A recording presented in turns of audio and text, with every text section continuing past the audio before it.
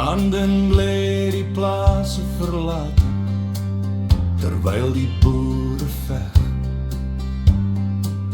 Vrouens en kinders vergaan van honger, en elende en helkampe. Maar die boere veg, voort die grote oorlog. Die einde het gekom en boere sit op Sint Helena.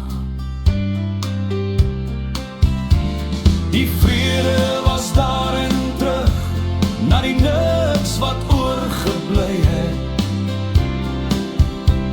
Families is verwoes, maar met vertroue in God is gewerk. Nooit het die boere verwag om iets verniet te kry. Daar was nie vry onderwys of universiteit. Met deursettingsvermoë en harde werk is matriek verwerf. Vir baie grade is daar deur die pos gestudeer.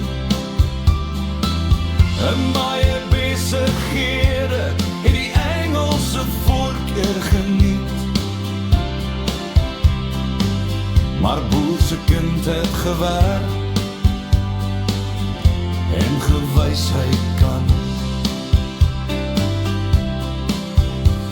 Vandag is van hulle in topposte oral oor die wêreld.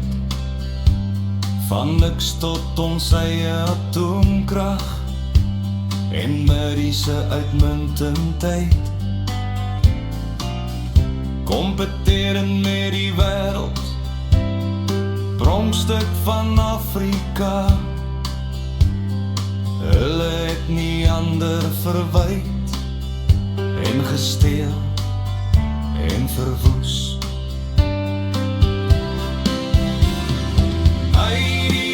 Soop is Suid-Afrika opgebou.